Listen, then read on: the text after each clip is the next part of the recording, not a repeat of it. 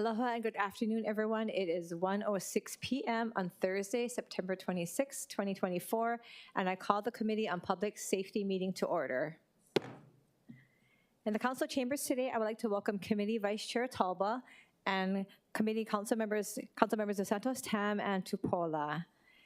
Pursuant to Section 92-3.7 Hawaii Revised Statutes, this meeting will be conducted as a remote meeting by interactive conference technology with the following procedures in effect for the meeting. Members of the public will be allowed to provide oral testimony on all items on the agenda in the following order: in person in the council chamber and remotely. In person and remote oral testimony will be allowed when each agenda item is taken up. Before testifying, each person shall state their name for the record. Each speaker will be limited to a 1-minute presentation on each item. All persons who have registered to testify in person will be called upon first. When your name is called, please proceed to the podium. When the timer goes off, please conclude your remarks promptly. Persons who have not registered will be given an opportunity to testify following the registered testifiers. I will then proceed to remote testimony via video conference or phone. When your name is called, please monitor your screen and activate your audio feed when prompted. For those who are joining us by telephone only, I will identify you by the last 3 digits of your phone number. When your number is called, please listen for the prompt to unmute and press *6. Persons who have not registered to testify remotely will be given an opportunity to offer testimony. To indicate your desire to speak, please use the raise hand feature in Zoom or press *9 on your telephone. Some friendly reminders and tips. Video conference from a quiet location if possible. If you're also watching the proceedings on Olelo, please mute your television at the time you are called to testify. When the timer on screen reaches 0, please conclude your remarks promptly. HRS Section 92-3.7 requires that all votes at remote meetings be conducted by roll call unless unanimous. Therefore, I will first call for objections, and if there are any, I will call for a roll call vote. Written testimonies, including the testifier's address, email address, and phone number, will be available to the public as described on the posted agenda. As a courtesy, please turn off all cell phones for the duration of this meeting. Mahalo. Moving to agenda item number 1, Resolution 24-224. This resolution accepts a gift to the city valued at $17,155 from the Honolulu Firefighters Foundation of Thanksgiving Day meals for on-duty Honolulu Fire Department personnel. And with us today, I believe from the department, we have Assistant Fire Chief Reed Yoshida. Good afternoon and aloha, Chief Yoshida.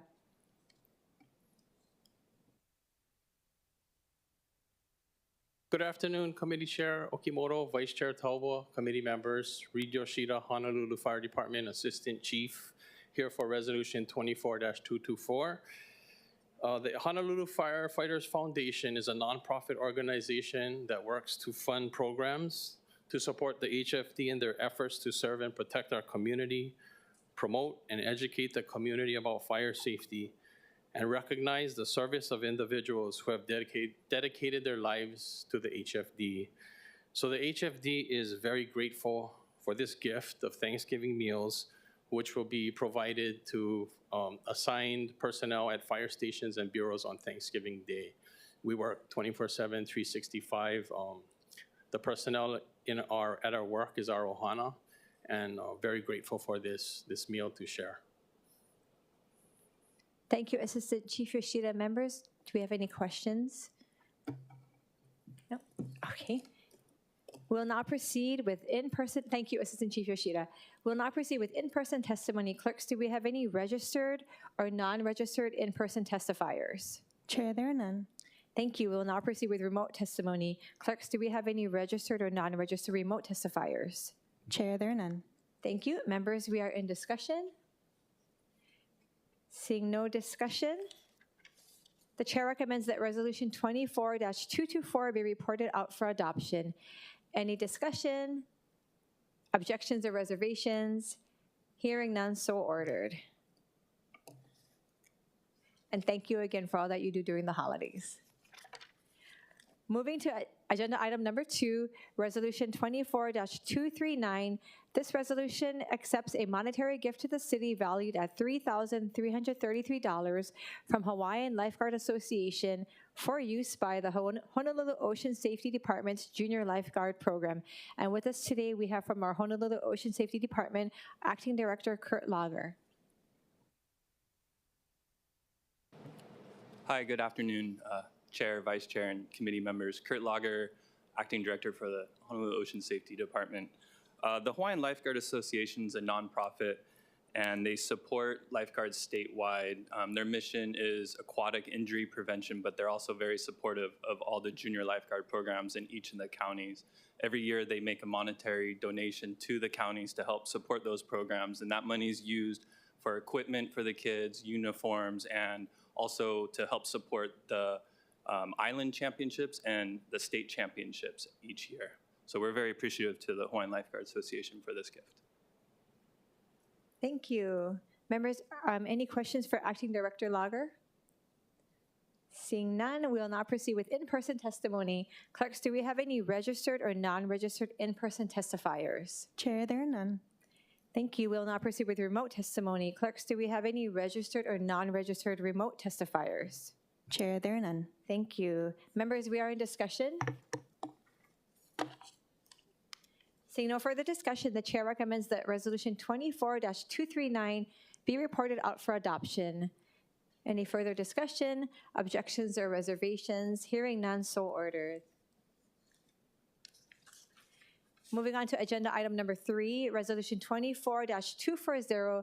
This resolution accepts a gift to the city valued at $4,300 from Hele Fitness LLC for approximately 43 medium multi-grip ripstop sandbags for use by the Honolulu Ocean Safety Department's lifeguards and ocean safety personnel for their daily physical training. I would like to welcome again from our Honolulu Ocean Safety Department, Acting Director Kurt Lager. Chair, Vice Chair, committee members, thank you. Again, Kurt Lager, Acting Director with Honolulu Ocean Safety Department. Hele Fitness is donating, they're essentially sandbags that our lifeguards can put various amounts of sand in to create bags to do workouts and do training on their breaks to stay for fitness for all of our lifeguards. And they're doing this for each of the lifeguard towers as well for the other counties as well. Thank you. Members, do we have any questions for Acting Director Lager? I was just curious. So this donation is for our city, but you said that they donate to the other counties as well? Yeah, my understanding is they're doing the same donation to each of the counties. And the lifeguards, they train while they're on duty? They, on their training breaks, yeah, around the towers. We have a training break that they take, they're allotted each day, and it's in their area of responsibility, so near the tower. So sometimes that involves running on the beach in the area or swimming. So this will just provide them an extra tool to train with. Okay, thank you. Thank you. We will now proceed with in-person testimony. Clerks, do we have any registered or non-registered in-person testifiers? Chair, there are none. Thank you. We'll now proceed with remote testimony. Clerks, do we have any registered or non-registered remote testifiers? Chair, there are none. Seeing no further testifiers, members, we are in discussion. Seeing no discussion, the chair recommends that Resolution 24-240 be reported out for adoption. Any further discussion, objections, or reservations? Hearing none, so ordered. Thank you very much. Okay, members, we are now moving on to agenda item number 4, Bill 22, 2024. This bill relates to the fire code. And with us today from the Honolulu Fire Department, I believe we have Assistant Fire Chief Craig Uchimura. Aloha, Assistant Chief. Good afternoon, Committee Chair, Vice Chair, committee members. Craig Uchimura, Assistant Chief, Honolulu Fire Department. We are here in opposition to Bill 22, not only due to the previous information submitted with the dramatic decrease in fires and injuries reported after the ordinance went into effect, but also because we've been working with the Department of Law Enforcement, who established their illegal fireworks task force at the middle of last year. And the governor just signed into law House Bill 2193 that gives law enforcement and fire department a little more powers, and we're working together to collaborate with them on information gathering and tracking. I'll be here for any questions. Thank you. Thank you, Assistant Chief Uchimura. Members, any questions for Assistant Fire Chief Uchimura? Yes, Councilmember Dos Santos Tam. Thank you. So this bill would deal with sparklers, the smaller fountains, things like that.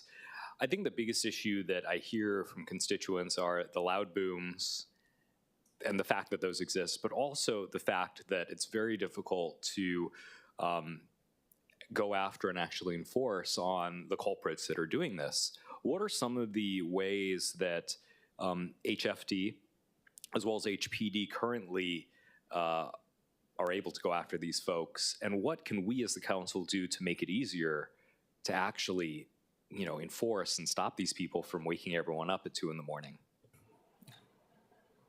Thank you very much for the question. So I can't speak to HPD's issues, but as far as on the Honolulu Fire Department side, we've been working with the Department of Law Enforcement, their Illegal Fireworks Task Force, and they established that task force in the middle of 2023. And to date, they've seized more than 200,000 pounds of illegal fireworks. So what we would like to request is to give them a little bit more time to see how that plays out with all of these illegal aerials that are going off. So they confiscate it, they're held in a storage area, secured storage area, and they're looking at prosecuting. So that House bill that I mentioned earlier gives them a little bit more enforcement powers. It also allows us to go in to permit and license holders and get records of all shipments, storage records, that type of thing. So we're working with the Department of Law Enforcement on that end to kind of collaborate statewide so that we can track all the shipments coming in, where it's going to go, where it's stored, when the wholesale and retail members go and sell it. So we're trying to get that database together. So we're just asking for a little bit more time to see how this illegal task force will have an effect. Thank you. Thank you, Councilmember Dos Santos Tam. Members, Councilmember Tupola? Thank you. Aloha for being here. My question is, because this is relating to ground-based consumer fireworks as opposed to aerials, how does that pertain? I'm guessing, I don't know because I didn't look through all the confiscated fireworks, that you guys are confiscating aerials, other things that are dangerous. So if this is not applying to that, then how do you see this affecting what's currently happening with the fireworks task force? Thank you for that question. So it's mainly illegal aerial fireworks that are being confiscated. But just recently, a few months ago, the U.S. Consumer Products and Safety Commission came out with a 2023 fireworks report. And it actually shows a trend. The injury rates are actually trending down nationwide. I know in Hawaii, it is trending slightly upward as far as injuries. But interestingly enough, in this study, it does break down the types of fireworks. So there are a significant amount of injuries related to sparklers, fountains, the type of fireworks that are being discussed to be brought back for purchase. And in that study, that's nationwide, that's not in Hawaii? I believe it would include all 50 states. I'm still going through that report, but it's a nationwide study. Yeah, I guess my question is because I think there's always going to be some type of danger with any type of, fire thing, whatever it's a sparkler or whatnot. But I think specifically to the state law, it's pertaining to aerials and other fireworks that are actually, flying up in the air, dangerous for the community and not like recreational ones for little kids that they can recreate with. So, in reading through the testimony, which, there's extensive testimony on this, what people are asking for is that we come up with something legal, responsible, and safe, because obviously with the ban, no one's following it. So with the ban that no one follows, is there a way for us to find legal, responsible, and safe way? Because again, many people just want to deter people from, the ones that you guys are trying to confiscate and make a legal, responsible, safe way. So do you see the advantage of maybe allowing for ones that are not the ones that you're confiscating, not aerials, for us to try to at least monitor that and see if that helps to deter it? Because we even have testimony from other states saying that they did the same thing and they were able to see the decrease. What is your thoughts? Thank you for the follow-up question. From the fire department standpoint, any injury or fire we can't allow to happen. If we know that we could somehow deter it. So as far as an allowable amount or type. Right now, we're calling for, asking for that ban to remain in place. No, I appreciate it. I think you guys have to keep your stance. Honestly, that's why we want you guys, right? You guys keep the safe stance. What I think as lawmakers we have to really consider is that in the past, bans, complete bans on anything have never worked because we've had to find a way to manage some type of safe, legal way to do it, not just with fireworks, with other things too. So thank you so much. I really appreciate you guys' position. We're not here to discourage you guys from having that position. Continue to have that position and continue to keep our communities safe. Thank you, Chair. Thank you, Councilmember Tupola. Members, any further questions? Assistant Fire Chief Uchimara, I had questions similar to what Councilmember Tupola was asking, but yeah, I want to just echo that we're not trying to have you guys detract from your stance. We understand your position, but I was along the same lines. The introducer of this bill is on his way. Hopefully he'll be here soon and you can kind of hear his take on it, but in our positions, we are trying to find that balance. And so my question was similar to what Councilmember Tupola asked, so I won't repeat it again, but I would like to just put it up front that we're not trying to make it less safe for our communities. And the testimonies that were provided, we may be able to hear some today, but they actually showed how removing the ban actually helped decrease. And I know that the task force that's been put on by the state is really helpful, but that's, again, addressing the fireworks that are different from what we're trying to talk about today. I really appreciate you coming here and answering our questions. But if you could just stay, and maybe if there's any further questions at the end of the testimonies, then maybe we could address that at that time. Sure, thank you very much. Seeing no further questions at this point, we'll now proceed with in-person testimony. Clerks, do we have any registered or non-registered in-person testifiers? Yes, Chair, we have one standing by. Okay. Aloha, Angela Melody Young. And Angela, if you could, I really appreciate what Committee Chair Ina said earlier, if you could have your testimony focus on your stance and your position on the measure that we're talking at hand. And if you want to go with a council member at some other point to discuss background information, you're welcome to, but this time the testimonies will be limited to your stance on the measure and your reasons why. Thank you. Thank you for the reminder, Councilmember Okimoto. I'm going to read my notes because I wrote something, and instead of just talking whatever, I'm going to read my notes and stick to the topic. Okay, so because the legislation is addressing the safety, right, of firework consumption, and so the rationale to this like comment about injuries and deaths caused by fireworks from the data point from the United States Consumer Product Safety Commission, because they set the national standards, right, for the safety based on data reports of injuries and deaths for consumer fireworks. I think the council should look at the data before like legislating the standards, and instead of just trying to get feedback from the community members, because you want to look at something that is an objective data point, which is the national data point from the... So you're in opposition, is that, you're in opposition? I'm just commenting to advise the legislation. Okay. Yeah. Thank you. Thank you, Angela. Clerks, do we have any further registered or non-registered in-person testifiers? Chair, there are none. Thank you. We'll now proceed with remote testimony. Clerks, do we have any registered or non-registered remote testifiers? Yes, Chair, we have some standing by. Okay. So let's see. I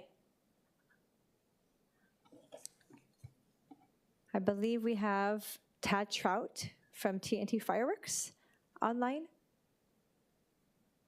I'm here. Thank you, Mr. Trout. Please proceed. Good afternoon, Madam Chair, committee members, and council members. My name is Ted Trout. I'm a partner with TNT Fireworks, and I'm in support of Bill 22. Mr. Trout, I As you apologize. contemplate your budget. Yep, go ahead. The audio on my side was just a little spotty, but maybe could you please proceed and we can see if it was breaking up just a minute ago. Okay, so we try again. Can you hear me okay now? No, we cannot. Okay. How about if I call in on my phone? Can you give me a few minutes and I'll call in? Okay, sure. Please call back as soon as you can get to a location that we can hear you. Thank you. Thank you. Okay. Next, we have Tina Yamaki from Retail Merchants of Hawaii. Aloha, Tina. Aloha, can you hear me? Yes, we can hear you. Thank Okay. you. Sorry, I was having some technical difficulties. Aloha and mahalo for this opportunity to testify today. We are in strong support of Bill 22.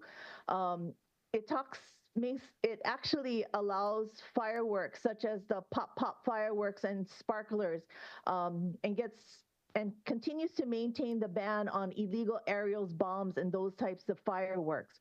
Firecrackers hold a profound cultural experience, especially within the Chinese, Japanese, and Filipino communities in Hawaii. Users of firecrackers during festival holiday brings people together, especially family, friends, and neighbors. The sale of the consumer fireworks like firecrackers and sparklers contributes significantly to the local economy. Prior to the ban, retailers, distributors, and small businesses used to see substantial increase in revenue during festive seasons. I want to also point out that a lot of our retailers do not sell illegal fireworks. They're usually from the black market, and it's not like you can go into your store and just say, hey, I want aerials. They don't sell it like that. It's either out of trunks of car or on the black market. So allowing sales of consumer firework would support the economic health of these retailers and the community. Mahalo. Thank you. And just if you could, for the record, Tina, if you could say your first and last name. I'm sorry. I'm Tina Yamaki. I'm with the Retail Merchants of Hawaii. Mahalo. Thank you so much. Members, do we have any questions for the testifier? Okay, seeing none, we'll now go on to Chad Sakagawa. If you could unmute your phone and state your first and last name for the record and then provide your testimony. Thank you. Hello, Chair Okimoto and Vice Chair Toba and members of the committee. My name is Chad Sakagawa, and as a parent and a born and raised resident, I wish to express my strong support of Bill 22, which seeks to permit the sale and use of ground-based fireworks such as sparklers and fountains. Although I can enjoy and create lasting memories with my daughter on the neighbor islands, it's still illegal here on Oahu. I hope we can get back to the tradition for local families enjoying this annual pastime in a safe and responsible manner. Bill 22 is a common sense approach that prioritizes safety while allowing families to celebrate together. Thank you for allowing me to testify in support of Bill 22. Thank you, Mr. Sakagawa. Members, any questions for the testifier? Okay, seeing none. Next, we have Daniel Pert from Phantom Fireworks. Chair, the testifier has not logged on. Not logged on. Okay. Let's see. Did Mr. Trout, was he able to log back on? I believe he's on a telephone number now. Okay. Aloha, Mr. Trout. Are you able to join us once again? If you are, please, you can unmute and state your name for the record. Can you hear me? Could you try again?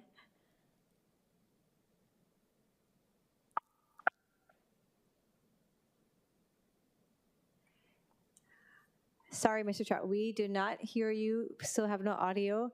I can see if we have any non-registered testifiers and come back to you once again. Hopefully we can get you on at that time. Clerks, do we have any non-registered testifiers who are online and would like to testify? Let's see. I see a hand raised. The last four digits is 645. So if you could unmute and state your name for the record, then you can proceed with your testimony.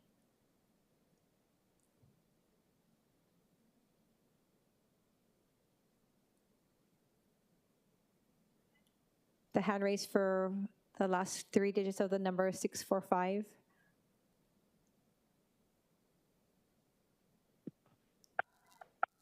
Nope. Okay.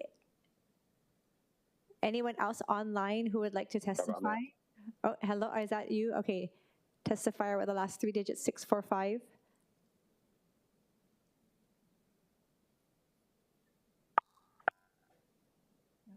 Okay. Okay, we will proceed. Is there anyone else online who would like to testify? I see a few others online. If you want to raise your hand, I will be happy to call on you. Okay, seeing none, Mr. Trout, we're going to go back to you, and hopefully we can get you on. If not, then we will close the portion of online testifiers.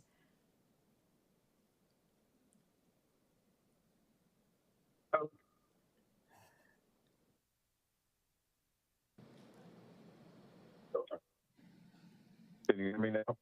Okay. Yes. Is that you, Mr. Trout? Yes.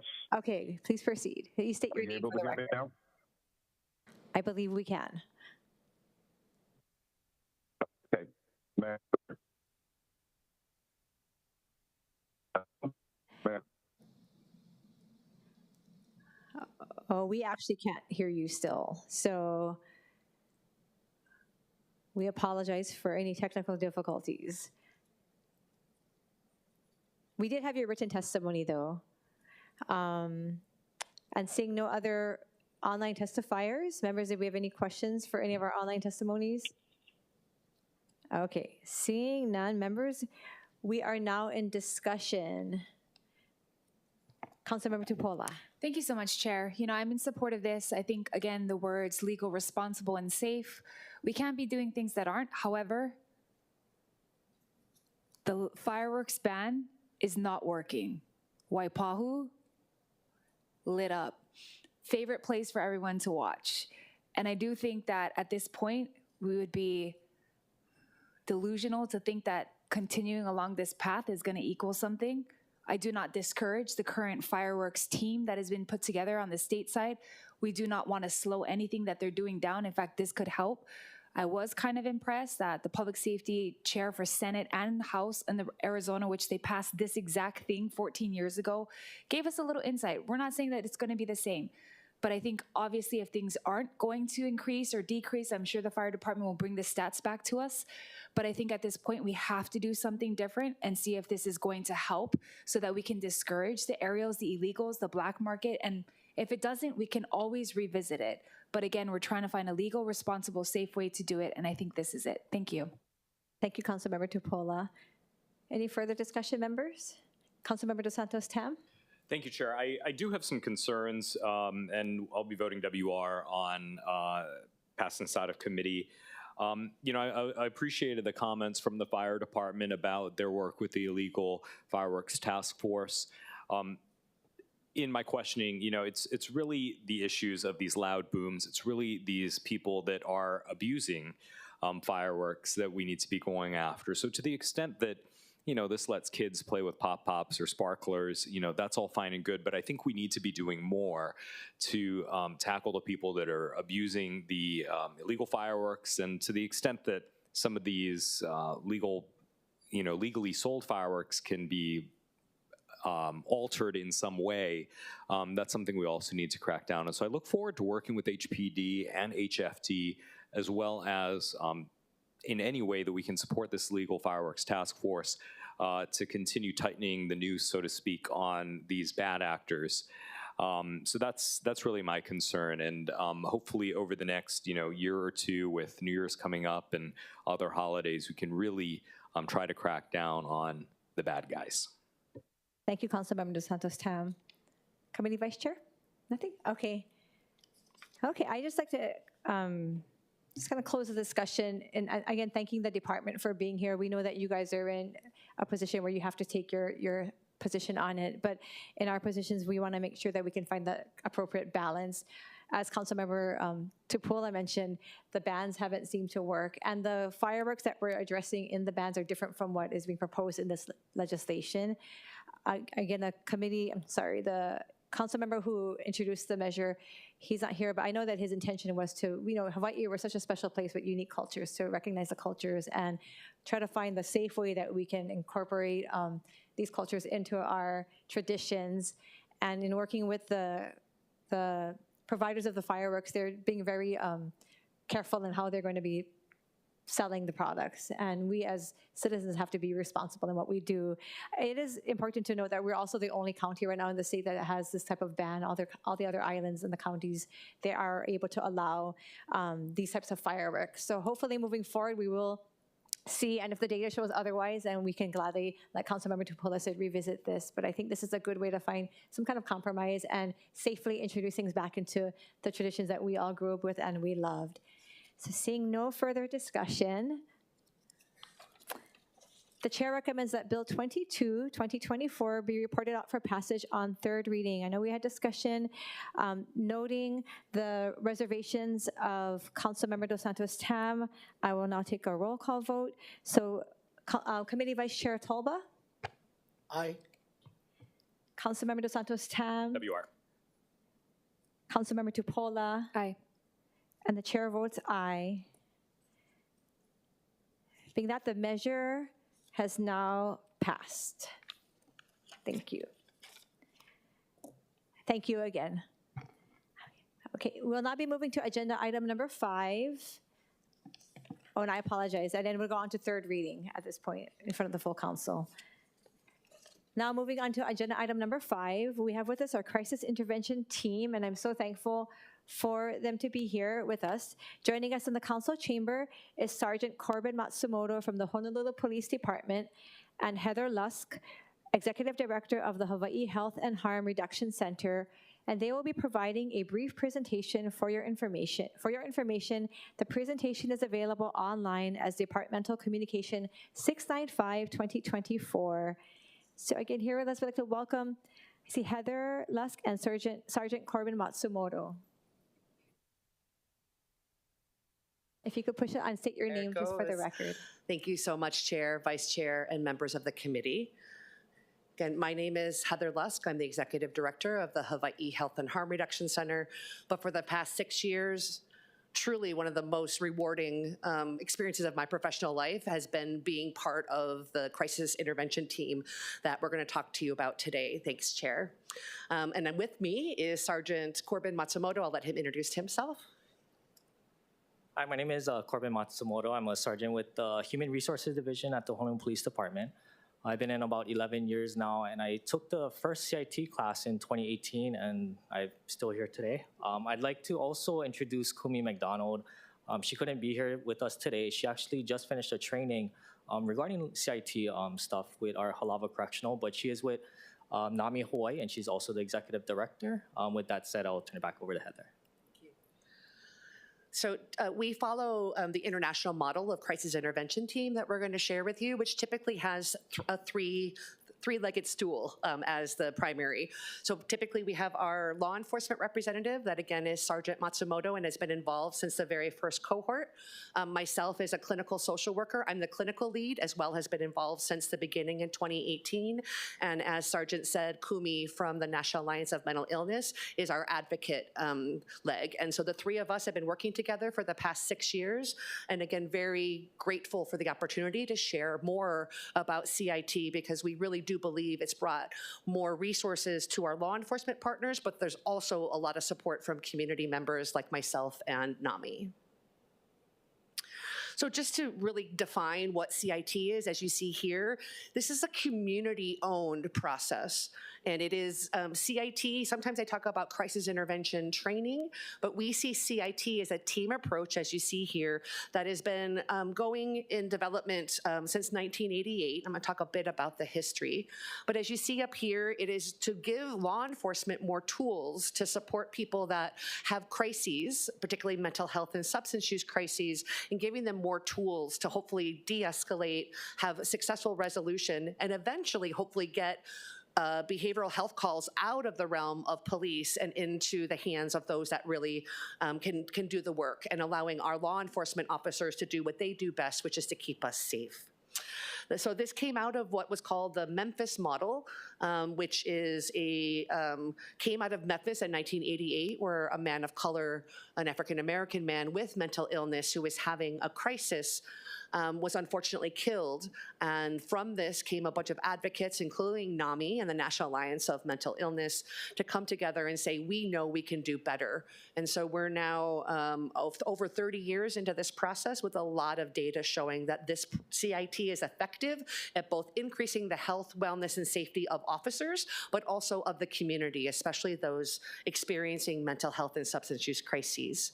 So as you see here, the Honolulu CIT, which is what what we're talking about has been going since 2018. We have a pretty robust steering committee, and as you see, it's a group of law enforcement. We also have the state, the city. So for example, Director Krucky has been involved representing the city. People themselves living with mental health challenges and substance use, what we often call lived experience, as well as other advocates. So again, this is a community-owned, but it provides opportunities for lessening the gap between the community and law enforcement, and in some ways, forgive my social work language, but it's promoted healing, I believe, between community and law enforcement. I think Sergeant would probably agree with me on that. So as I mentioned, this is called the Memphis model. Honolulu does use the internationally agreed upon model, as does the Big Island of Hawaii. And so we look to CIT International, which actually Sergeant just got back from their conference, to ensure that we're aligned with best practices, but then making modifications culturally and locally to ensure that this is relevant for our officers and our community. So as I said before, this is not just a 40-hour training, though that is the crux of this, is supporting, and Sergeant will go over that curriculum. But what this has also done is brought together, as I mentioned, community members, anybody working in crisis response. So our list of agencies and community partners, in addition to the city and state, involves Mental Health America, IHS, looking at, again, the Hawaii Health and Harm Reduction Center, some of the health plans. We go across every aspect of folks working in the community who are supporting people with mental health and substance use issues. So what we have been blessed to have is an amazing partnership with HPD, where in 2018, the Honolulu Police Department wrote a grant and was given a grant, one of 4 cities, to get technical assistance in bringing together a community plan and a community steering committee, and then providing training of trainers in the international CIT model that I mentioned. So both Corbin and I and Kumi were a part of the training of trainers. And as I mentioned, this is not just a training. What I think inspired me the most as a system level social worker is that when they came in, they said, CIT not only helps give more tools to officers, it actually changes the system and creates places where law enforcement can drop off folks that are needed, where they can get support other than the hospital or jail, which are where the 2 options, or nowhere, which were the options when CIT started. Because what happens, and this is what we've seen around the world, is that by educating and training and building relationships between the officers and community resources, officers get more comfortable and confident in being able to engage with people that might be struggling, and then they want a place to take them, because we all know that our officers often get calls, and if we can't resolve the crisis, they're going to be called again in an hour or 2 hours or 4 hours or every, moving forward. So what we've seen in Honolulu, as well as around the world, is we now have more resources online, because CIT kind of drives the education and drives the system to change to meet the officers that are now trained and give them more tools.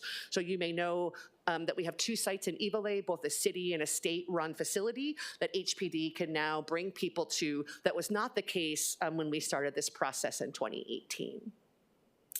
So as you see, our primary goal here is, in addition to providing tools and resources and training to the officers around de-escalation, mental health basics, the laws, and how to kind of navigate, the other major goal, as I had already mentioned, was to helpfully have less officer involved challenges. So the research shows that safety has been increased in communities that implement CIT, not just with the community that's calling 911 or getting responded to, but there's also more safety for the officers. So they see less officer involved force, less burnout, an increased buy-in from officers, and then more of a 911 call resulting in a peaceful resolution where hopefully the crisis is resolved, the officers are able to support and do a warm handoff to whatever the service is, and they can get back again to focusing on the issues of public safety. And so that hopefully eventually the goal will be that people with crises, behavioral health crises, are dealt with within the community, within hospitals, and not necessarily having to interface with the criminal legal system unless there's other laws broken besides the crisis itself. So as I said here, as you see, it gives police officers more tools. I know I'm repetitive, but our Sergeant Matsumoto will bring this home. But we've heard from multiple officers saying, thank you for these tools. And we've had, myself, had officers come to me afterward and say, this allowed me to talk to somebody that was suicidal in a way that I felt more effective or be able to resolve that suicidal ideation, as well as we're seeing an increase in officers working with our outreach workers, working with our sites to, again, be able to get people the services they need so that hopefully they no longer need to have 911 called for whatever is going on for them. So before I turn this over to Sergeant, I really appreciate you all asking us here. And one of the most important components of doing a CIT, and forgive all the acronym soup, is to also do a SIM, which is called Sequential Intercept Mapping. I did present to Councilmember Weyers, the Health and Homelessness Committee a few months ago on this, but just to say that this should be done every 3 to 5 years, and it maps out the crisis system and helps identify where the pukas are so that we can prioritize resources and help respond appropriately, so that HPD, as well as all of the other components of the crisis response and legal system, know where the resources are, where they're not. And this is supported by SAMHSA, the Substance Abuse and Mental Health Services Administration, and again, is a core part of CIT. So this is available, and I believe we passed this out previously when I presented to the Health and Homelessness Committee, but it's available on the HHRC website. But in a nutshell, it looks at 0 is pre-calling 911. How can we prevent crises from even becoming a crisis? Intercept 1 is when 911 is called. What are our options? This is where CIT falls. People can now call 911 and ask for a CIT trained officer if it's a crisis, and that will help resolve the situation more peacefully. And then the intercepts go down, which are not as relevant to CIT, but then getting into our specialty courts, triaging out of CRD, of course, folks going into incarceration and then re-entry. But at each place along the way, CIT and the SIM model has helped us identify what are the resources that the city and county of Honolulu needs so that we hopefully can divert people with behavioral health from the system and better support the officers, again, in getting to what they signed up for, which is helping keep us all more safe. So just wanted to share that these are the recommendations, and we do have a group that is actively working. We're going to meet again next month to be able to start to look at and make more formal recommendations to this body, other policymakers, the legislature, to continue to fill in the gaps in our system and provide more opportunities for our officers and places for them to take folks that might be experiencing a crisis. So on that, I'm going to turn it over to Sergeant to talk a bit more about the actual training and the ways we work with officers, and I'll be back to talk a bit at the end, again, about how this has really changed and galvanized the community to support HPD, support our officers, and hopefully reduce both officer-involved challenges as well as those in crisis. Thank you.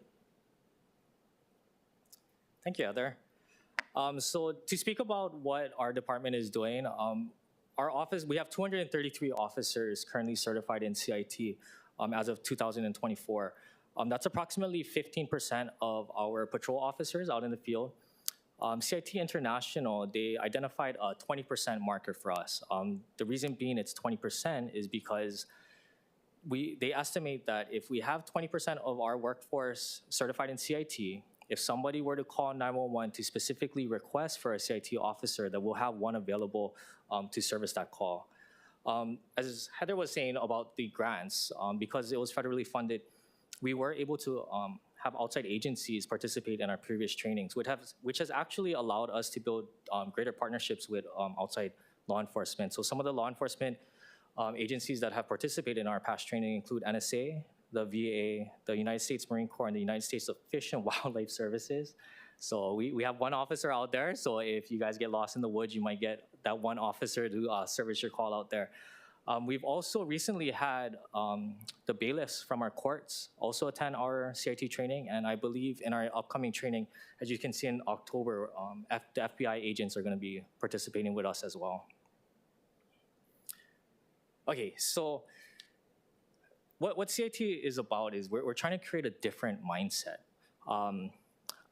you guys don't have to raise your hands for this, but I'm sure people have experienced officers that are very controlling and authoritative and very kind of in-your-face mentality. And I'm not trying to make any excuses for any of our officers, but that honestly, that's how we're trained. Even for me, 11 years ago, that we were still in that transition of training from what it was back then to what the community needs now. So when we're trained in the academy, let's say it's like a domestic argument call, right? Go to your house, even though that's your house. Once we step foot in your house, that's our house. I tell you what to do, I tell you how to do it, I tell you when to do it. That's how we're trained. And there's reasons why they train it. We get trained that way. There is safety reasons for that. But what we're teaching in CIT is if it's reasonable and it's safe to do so, let's take a different approach. Let's take a less authoritative, less controlling, less confrontational approach, right? Instead of, hey, you go sit down over here. You do this, you do that. Hey man, I see that you're hurting, but I'm here now for my safety. Can you sit down over there and then we can talk? Two different approaches, right? But you get the same result. One has a higher tendency to have a use of force outcome. The other one might not have a high percentage. So that's what we're teaching our officers, to recognize when to use a more confrontational approach and when to use a less confrontational approach. One of the other things is that people that are in a mental health crisis, they're typically out of control. We teach our officers, we're very good at giving orders, but we teach our officers to give options that, hey, can I have you sit down over here? Or can I have you stand over there? It gives that person in a crisis that they're in control of their own actions. And a lot of times that allows us to build that rapport to resolve the situation peacefully. Okay, just to be mindful of your guys' time, I'm not gonna go through all of these things, but how do we do it? So I think it's kind of common sense stuff, but maintain a safe distance, use a clear voice, set limits. I know Chair saw me at our symposium, but I'm a nerd, and you guys don't have to raise your hand for this, but I'm a Star Wars fan, and I always highlight that build hope, right? What was that rebellion in Star Wars built off of, right? It was built off of hope. So I encourage our officers to give these people that are going through a mental health crisis, to give them hope, to see that there's a better tomorrow. Step off that ledge, let's talk. So other things that we do, once again, I'm not gonna read through all of these things, but use I statements, be consistent, and I wanna highlight the here and now, right? People that are in mental health crisis, a lot of times they did something in the past that caused them to be in a crisis now, or they're worried about something that's gonna happen in the future. I tell our officers, keep them in the here and now. Let's de-escalate the situation. You and I are safe. I'm here to keep you safe. Let's figure out a better situation than what you're planning on doing right now. So we don't just make this stuff up. We actually follow the FBI hostage negotiation model. It's the behavioral change stairway. So we teach our officers to first start with active listening. Once you are actively listening to that person, you show them empathy. Once you show them empathy, that's how you build that rapport. Build that rapport, you can start to influence and ultimately change their circumstances. So I'm not the smartest guy in the room. I know I'm not the smartest guy in the room here. But when I was going through this, this training, when we're learning about all these mental illnesses and like everything that we're learning, I was like, how are we gonna apply this in the field, right? So what CIT does is it breaks it down into 4 simple steps. And you might laugh, but this stuff works. That the first step is to introduce yourself. A lot of times when we show up to a scene, and I'm guilty of this myself, that we expect this uniform and this badge to identify who we are. But I teach our officers to humble ourselves and say, hi, my name is Corbin. Hi, my name is Officer Matsumoto. Next, we teach them to get the person's name, because when you address somebody by their name, you sound a lot more genuine in what you're trying to convey to them. Next, we teach them to express what you're seeing. I can see that you're angry. I can see that you're mad. I can see that you're sad. Address what they're seeing, validate their emotions. And then lastly is to be an active listener. So what we do is we tell them to actively listen. A lot of times when we're speaking, and especially if you're debating somebody, right, that when somebody says something and you have a comeback for them, right, you're already thinking about in your mind like, oh, I got this great comeback, and you're formulating your thought on how to address that last comment, but you're not listening to what they're saying now. So I teach our officers to listen to them and actively listen to what they're saying and what they're going through, because I don't want our officers to miss that one thing that could build them hope to change their situation. So why do I do this? This is personal to me, but this is an actual still image from my body camera. This is a call that I went to right before my CIT training. And when I went to the academy, they tell you you're gonna get calls like this, but they expect you to rely on past experiences to get you through this. They never give us what we're getting through now through CIT. Keep in mind, maybe like 3 years before this, I was in insurance. I don't think any of my insurance background could help me resolve this situation, but I pleaded with this female. I gave her everything that I could, and like we were luckily, I'm getting chicken skin now, but reminding myself of the situation, but I was lucky that we're able to get her off of the rail, but it could have ended very differently. And the reason why I do this is because I don't want our officers to go through the trauma of seeing an individual like this jump off the ledge to their death. So I don't want our officers to feel helpless, and that's why I'm very passionate about this program. So our 40-hour curriculum includes mood disorders, psychotic disorders, a laundry list of mental health disorders.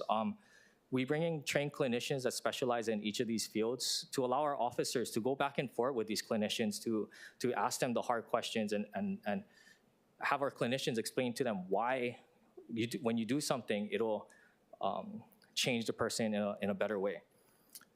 Some of the other things that I want to highlight is culture and diversity. I think that's very important to Hawaii. We teach that in all of our lessons. Trauma-informed care is another one, and officer wellness. I'm going to hand it back over to Heather because she's very good at explaining this slide, but officer wellness is very important for us to break the trauma for officers. Thank you. You can see how incredibly blessed we are to have Sergeant Matsumoto as the chair of CIT within HPD.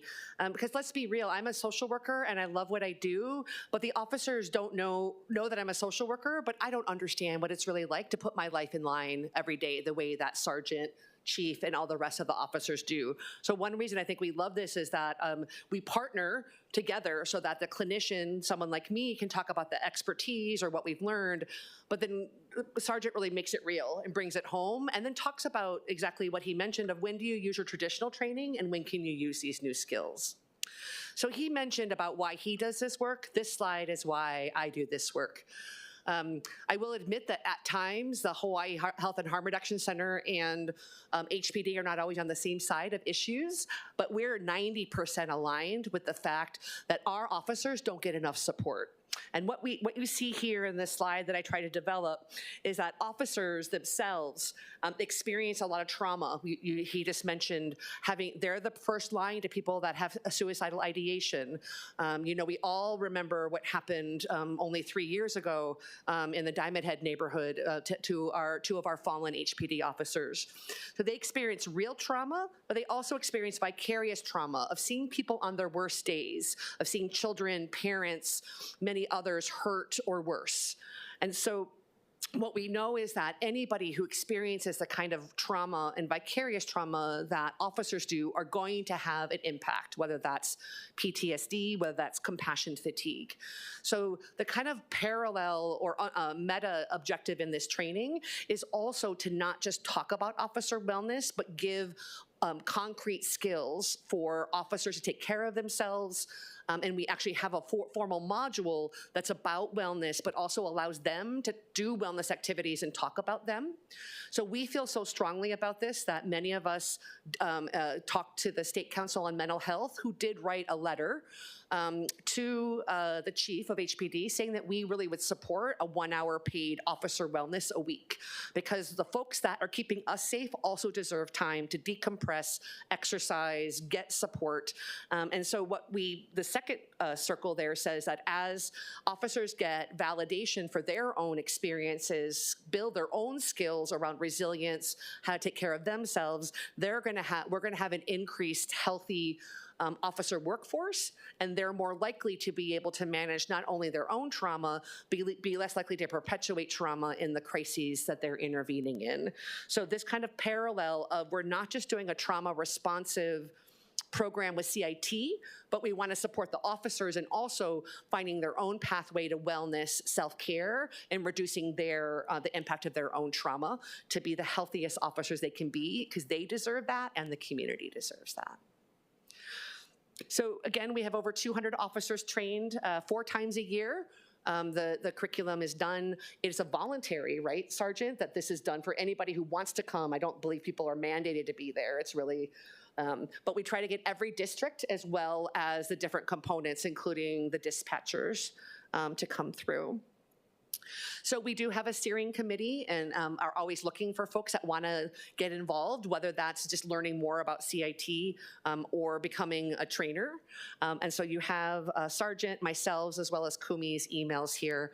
And again, I don't want to sound dramatic, but this literally has been the most fulfilling partnership of my career, is looking at public health and public safety and finding that balance. And I truly believe that there's been healing and we've brought the community and HPD closer by this model. So at that point, I think we will finish up and turn it back over to you, Chair. Thank you for the opportunity to present. Thank you so much, Heather and Sergeant Matsumoto, for being here. Members, do we have any questions? Councilmember Tupola. Thank you so much. Thank you to both of you. Great presentation. Thanks for your work. So there's 1,700 officers in HPD around there right now. I know you guys said you have 233 and that it's voluntary. Are there specific units that you are targeting to participate in this? Yes, so we primarily ask for our patrol districts to participate because they have the most forward-facing with the public. They're the ones responding to the 911 calls. We do have our communications division as well, our dispatchers that attend this training. That way they can filter the calls and recognize when there's a mental health that might be at play, and they can dispatch a CIT officer specifically to those calls. But right now we are primarily focusing on patrol, but we do have other seats available for other divisions if they choose to attend. What is the administration's goal on which a number of people to be trained under this? We're trying to hit 20% of patrol officers. So I'm not sure what that number exactly is, but 20% is the goal. Thank you for having a goal. That's good. I do think that having CPT officers be part of the targeted units would be important. I mean, they're not as forward-facing, you know, as the patrol officers responding to calls, but I mean, they're out there with me all the time in homeless encampments and, you know, pretty high-stress situations. I also think that this list that you guys have of the disorders, you know, I know that you listed this, but I do think you have to add on there something about understanding CTE, which is a progressive degenerative disease. Yes, so sorry, council member. So I actually do the neurological. We have a whole thing on CTE and other dementia and other pieces. And sorry if it's not listed there. Because okay. because we do. I agree with you. And we see a lot, especially in some of our kapuna, we're seeing more and more brain injuries, traumatic brain injuries, and other pieces. So thank you for that. We do address that, and I think that is often also a place where people can see that this is not always just substance use or mental health. There could be other medical conditions that might lead to a crisis as well. Right, because you guys wrote in here that they have a feeling of being out of control, but in those situations, they just have disorientation, not aware of where they are exactly or why they're there. We talk about autism as well, and things like that as well, because you're right, there's lots of reasons why somebody may be disoriented or be out of control or get on the radar of law enforcement. And I see that this is voluntary on the front end, you can learn it, whatnot, but you know, I know you're not necessarily making administrative decisions, but after situations occur where this should have been applied and it wasn't applied, the administration at HPD should actually have this training mandatory for officers who may not have responded the way they were supposed to. This could have helped them. So I think that would be kind of like a reactive way. You guys are very proactive in this, but I think reactively, we have to be able to take it case by case as officers kind of demonstrate that they could, you know, stand to learn some of this, and maybe they're not patrol officers, but in a certain situation, they weren't able to recognize it. So what do you guys think about that on the reactive side of having officers train after a situation happen? Thank you for that comment. I would agree with you, but as you mentioned that I wouldn't be the one making those type of It's above your pay grade, administrative decisions. okay. Yes. I'll write a letter, I think it's good. I think we have to be also reactive and we can't just say, oh, well, they didn't know what to do, so on to the next. Like, no, we can go back through it and say, you haven't taken this training, it could really help you. We saw that this situation happened, we can do better. So on our side, on the city council side, you know, we have to constantly hear cases, hear situations, and then respond to it, of which looks like you guys have a great tool here. So we should use it more often and more frequently. So thank you for all that you do. Thank you, Chair. Thank you, Council. Thank you, Councilmember Tupola.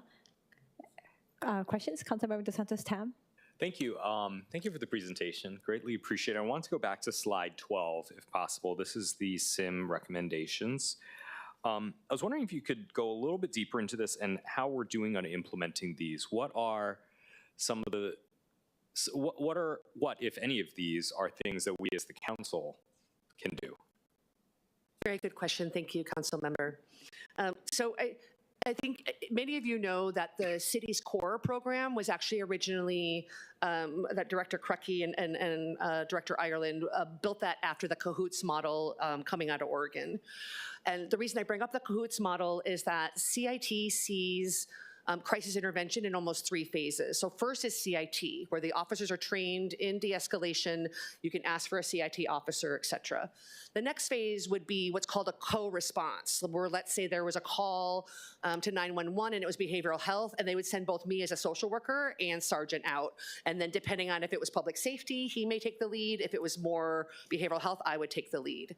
And then you get to the CAHOOTS model, where now they actually triage 911 to not even sending the police. They send out, usually it's a paramedic and a social worker, and then only bringing in the law enforcement if there truly is a need. So that is one of the major recommendations, is to look at those models and say, is CIT enough for Honolulu, or do we want to look at a co-response model? Sergeant, I'm assuming co-response was talked a lot about at CIT International. So I don't know if you, I know that you're, I don't know if you have anything to say about the co-response model, but that's often seen as the next step. So that again, instead of the warm handoff, the partner with the community is already there. Yeah. So that is definitely one.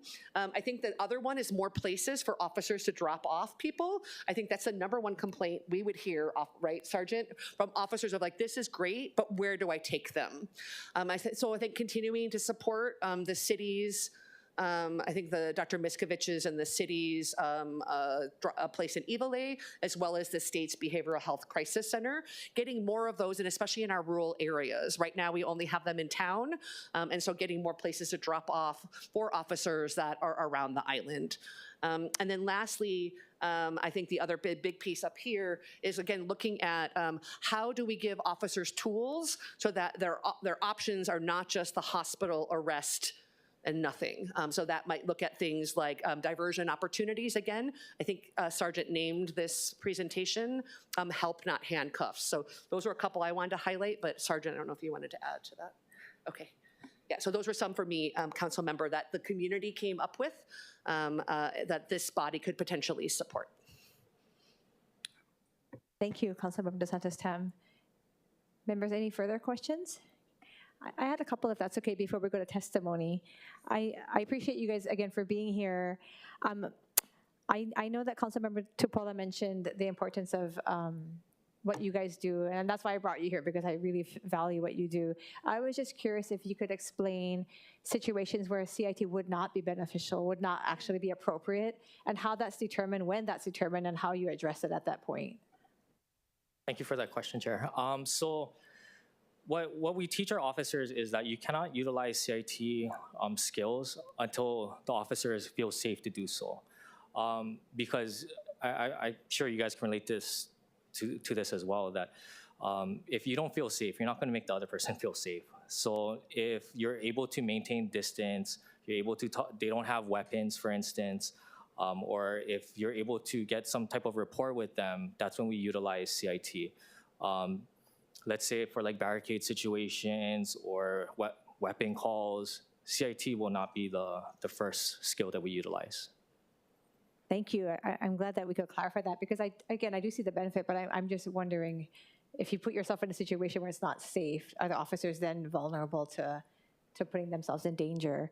I wanted to follow up on, you mentioned the 15%, the 233 officers right now, the goal is 20%, and it's voluntary. I thought it was a really nice idea to have it across the board, but that's an admin call. However, right now, with the way the program is going, do you feel that you're getting a lot of the patrol officers coming to you and saying, we want to learn? And are they able to do both? When you're in CIT, is this mainly what you focus on, so you're not taking the calls that would then require more, not aggressive, but a less calm manner to address it? Is that how it works? Once you're in CIT, do you not go back to the other way of addressing phone calls or 911 calls? Or is this what you do only and then not the other part? No, so I would like to correct what I said earlier. So our patrol division is our primary division that we have our officers being trained from, but that includes our community policing team as well. They are part of our patrol division. In terms of the CIT officers servicing calls, we're shooting for the 20% because our CIT officers, even though they are trained in CIT, our primary goal and responsibility is to service 911 calls. So our hope is that the CIT officers are servicing the 911 calls, and if a CIT call comes about, that because we hit that 20%, that another CIT officer should be readily available to service that call. We've already had situations where if we can't get our negotiators on the line as quickly, that our CIT officers will actually respond out of district to try and de-escalate the situation first. So they're like the first aid to de-escalation until our negotiators can arrive on scene. Does that answer your question? No, thank you. Yeah, thank you very much. I had oh, did you want to add to it? Sorry. Wanted to add why I don't work for HPD.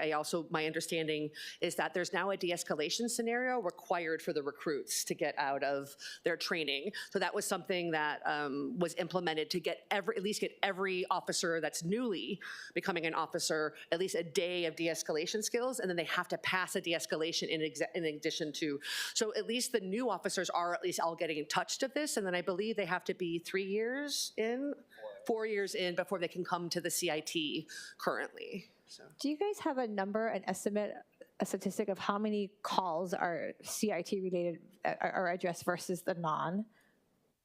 No, I don't have that for you now. I could look it up for you at a later time and be able to provide that to you if that's okay. Sure, thank you. I didn't mean to put you on the spot. I was just curious. And maybe a couple more questions. Right now, you're funded through grants. Yes. Is that, I heard you say that, and I asked you this prior to this. How do the grants work, and if the grants are not there, how then are you funded? So our grant is going to cover for our October and January class. After that, HPD has already put it into our fiscal year 2025 budget. So after the grant expires, we're going to be funding the training ourselves. Great. And this is the first time that the department will be funding it through the city resources versus the grants? Is yes. that okay, great, thank you. Last question, and I want to preface this way, when I met you, I was at a public safety symposium. That's where I was really inspired.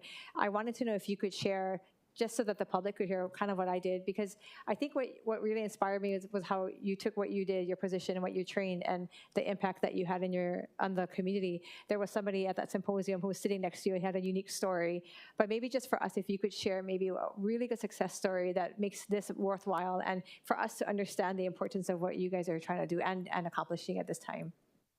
Well, for our training, for our 40-hour training for CIT, we actually have a peer panel and family panel where people with mental health illnesses that were involved in the criminal justice system come to speak to our officers. So that's what Chair was speaking about. They tell their stories way better than I can right now.